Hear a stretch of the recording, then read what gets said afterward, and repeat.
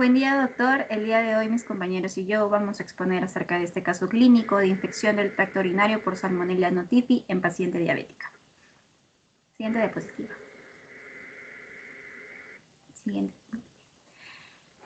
Entonces, lo que es el ITU o infección del tracto urinario es uno de los problemas más frecuentes en la práctica médica y representa una causa importante de morbilidad y hospitalización a nivel mundial.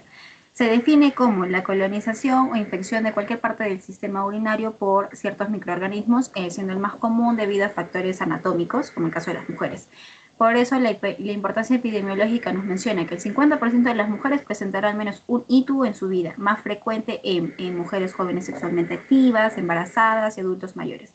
En cuanto a su etiología, se menciona más común Escherichia coli con un 80-90%, haciendo otros microorganismos adicionales poco frecuente y muy raro, la Salmonella notifi, solamente 0,01 a 0,07% de los casos y se asocia solamente en pacientes con inmunosupresión, diabetes mellitus o pacientes con alteraciones estructurales urinarias. Los mecanismos de infección pueden ser por una vía ascendente, hablamos de la uretral, que es la más común en las mujeres, o si no una diseminación hematógena que desde infecciones gastrointestinales. Siguiente diapositiva. Como tal, hay que recordar lo que es la anatomía del tracto urinario. Los componentes principales, bien sabemos, el riñón, uréteres, vejiga y la uretra. Donde las mujeres hay que tener en cuenta que la uretra es más corta, entonces esto va a facilitar el ascenso bacteriano. La cercanía también con la región anal va a favorecer como tal a una contaminación fecal. Y en el caso de los hombres, la uretra es más larga, por eso es que es un menor riesgo a tener ITU, pero el ITU sí se suele asociar con problemas prostáticos y también puede ser por procedimientos urológicos. Y como tal, la fisiopatología, para añadir, en el caso de la salmonela, puede llegar lo que es al tracto urinario por un ascenso desde la flora fecal, diseminación por sangre o también puede ser por una persistencia intracelular de macrófagos en caso de pacientes inmunosuprimidos. Siguiente diapositiva, por favor. Presentación del caso clínico. Nos menciona lo que es una paciente mujer de 50 años con antecedente de diabetes mellitus tipo 2, diagnosticada hace 5 años, quien acude a consulta externa del servicio de infectología por presentar molestias urinarias persistentes. Este antecedente es relevante porque la diabetes mellitus va a alterar la respuesta inmunológica y aumenta obviamente la susceptibilidad a muchas infecciones, especialmente el ITU. El motivo de consulta nos menciona, la paciente refiere lo que es una disuria, dolor o ardor al orinar, una disminución de la frecuencia urinaria, la sensación de alza térmica, el dolor lumbar y las deposiciones líquidas intermitentes, lo que podemos llamar como una diarrea. Ahora, todo lo anterior nos menciona que los síntomas se orientan a un ITU como tal, pero la diarrea puede sospechar también una posible relación con un origen gastrointestinal que hay que tener en cuenta. Siguiente diapositiva, por favor.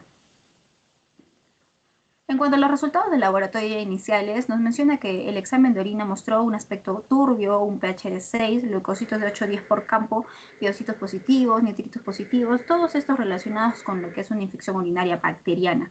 Además de que se hizo adicionalmente un urocultivo que aisló a la Salmonella enterica aizonae, que es una muy poco frecuente como causa de ITU. Y como tratamiento empírico inicial se hizo de se administró de ciprofloxacina de 500 miligramos por 7 días.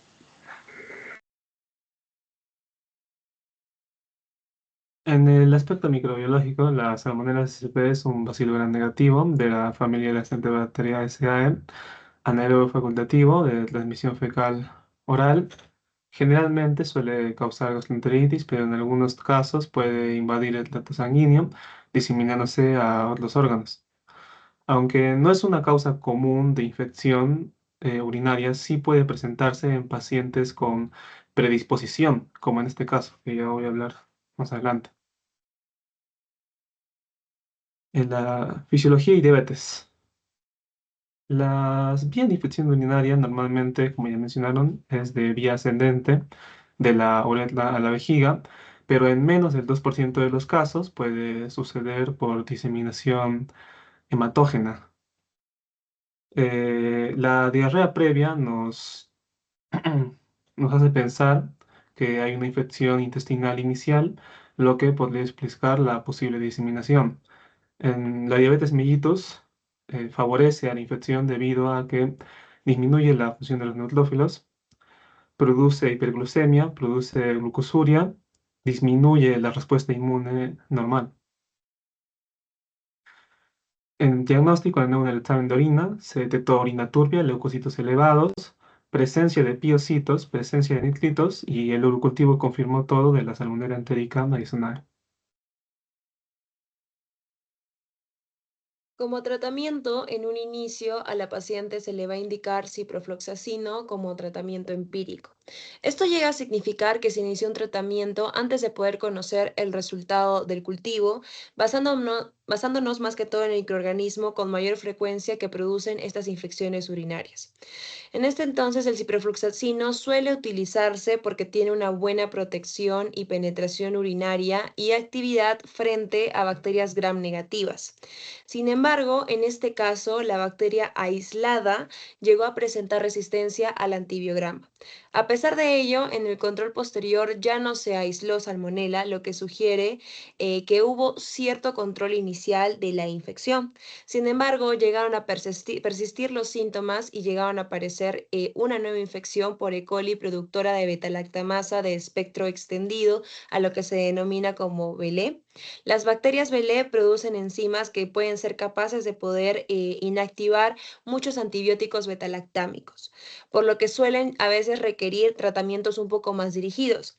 Debido a esto, se llegó al cambio del nuevo tratamiento con nitrofurantoína, un antibiótico útil que está especialmente se utiliza en infecciones urinarias bajas.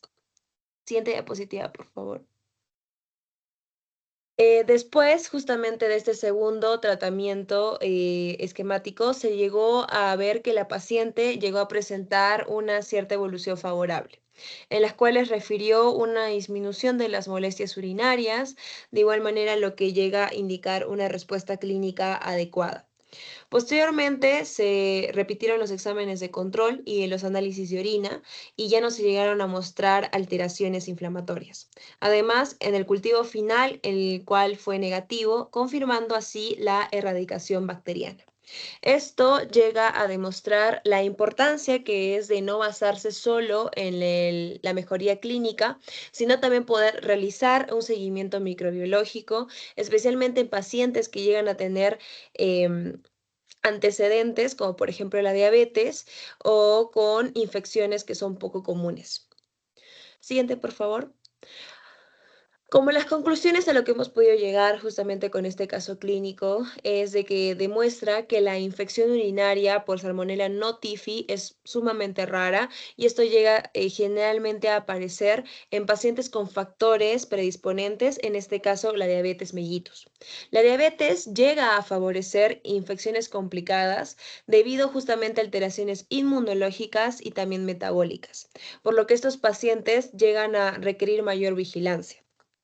Además, cuando una infección urinaria no responde como se espera o el germen es inusual, el urocultivo se vuelve muy fundamental para nosotros poder identificar la bacteria que está causando esta enfermedad. El antivirograma, de igual manera, también es muy clave porque llega a permitirnos nosotros escoger el antibiótico más efectivo y así evitar tratamientos inadecuados que favorezcan justamente la resistencia bacteriana, como por ejemplo el ciprofloxacin en este caso.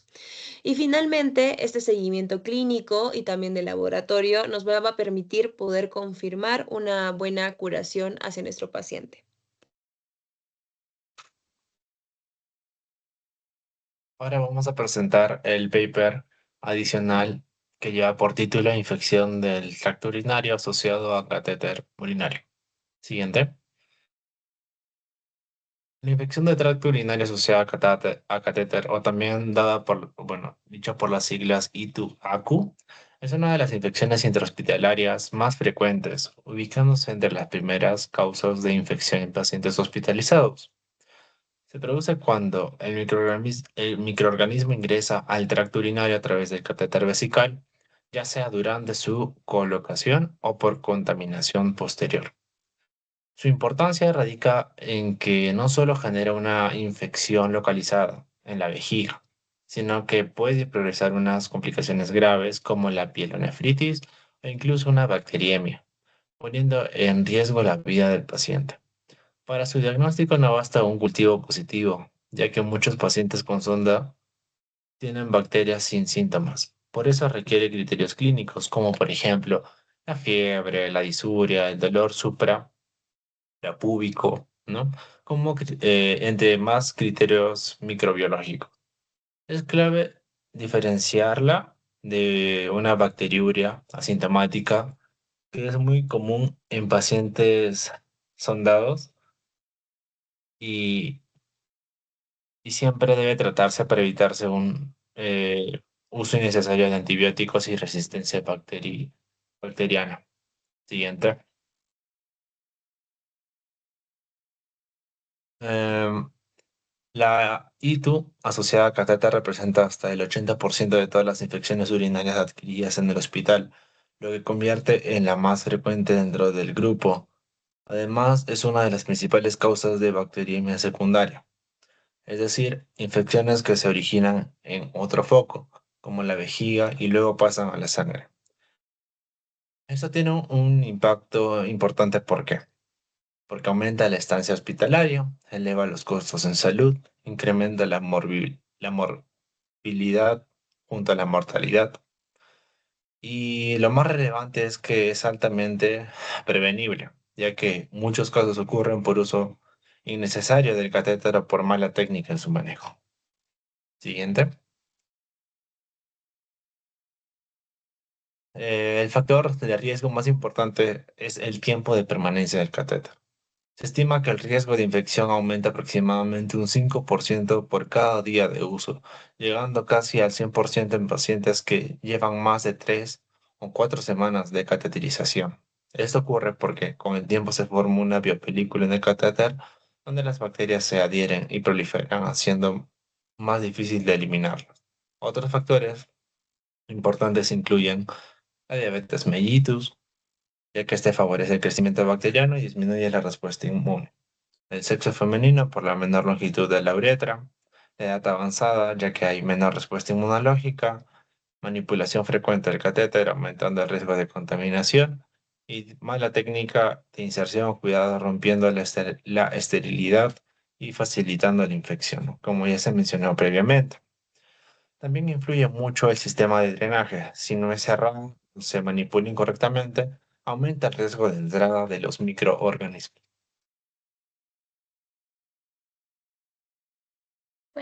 Bueno, ahora vamos a hablar acerca de lo que es fisiopatología y los gérmenes.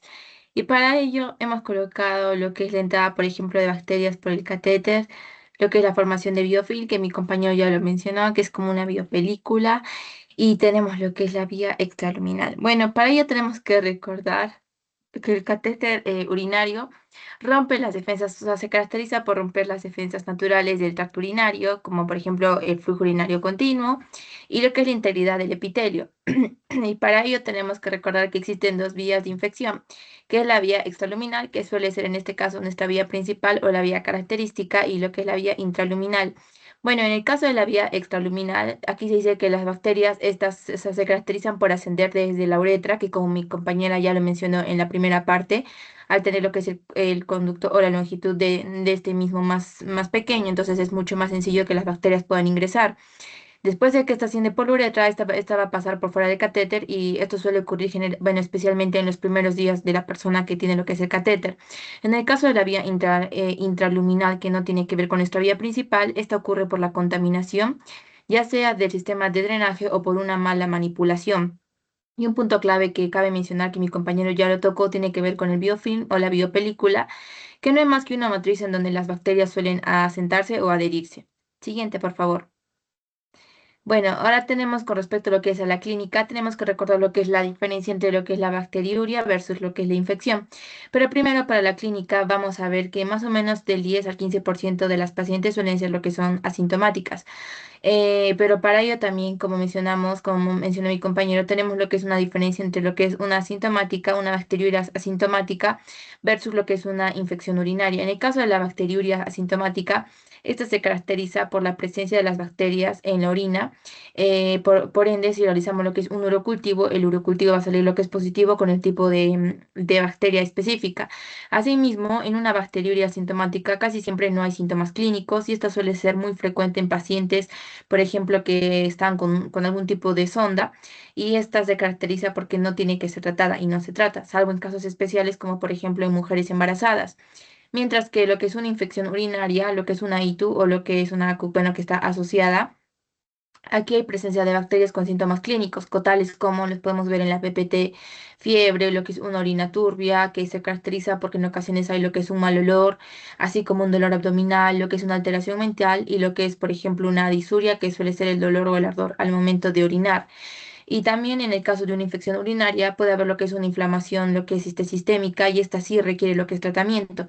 Y como en la anterior PPT hemos visto, algunos tipos de bacterias más comunes que suelen encontrarse son la pseudomonas, los enterococcus, entre otros. Siguiente, por favor. Bueno, con respecto a lo que es al diagnóstico y manejo, tenemos que recordar que tiene que haber lo que sí o sí un urocultivo obligado en el caso de nuestra infección urinaria y para esto tenemos que tomar desde el puerto o desde la zona, más no desde la bolsa colectora. Asimismo, tenemos que tener en cuenta que cuando tengamos lo que es el resultado del urocultivo, vamos a poder también obtener el antibiótico dirigido contra el tipo de bacteria que se ha identificado. De ese modo vamos a poder saber, por ejemplo, con el antibiograma que si la paciente es sensible, es resistente o tiene lo que es o se encuentra en un término intermedio. Asimismo, el diagnóstico tiene que basarse en una clínica compatible junto con una confirmación microbiológica, que en otras palabras es el urocultivo. Y un error frecuente que suele encontrarse en la bacteriuria asintomática es que el paciente a veces no suele mejorar y esto llega a favorecer lo que es la resistencia bacteriana. Pero conforme a esto también tenemos que tener en cuenta que pueden haber lo que son ciertas complicaciones como sepsis, como una bacteriemia, así como una mortalidad hasta el 30% y lo que es una lesión uretral. Eso sería todo. Muchas gracias.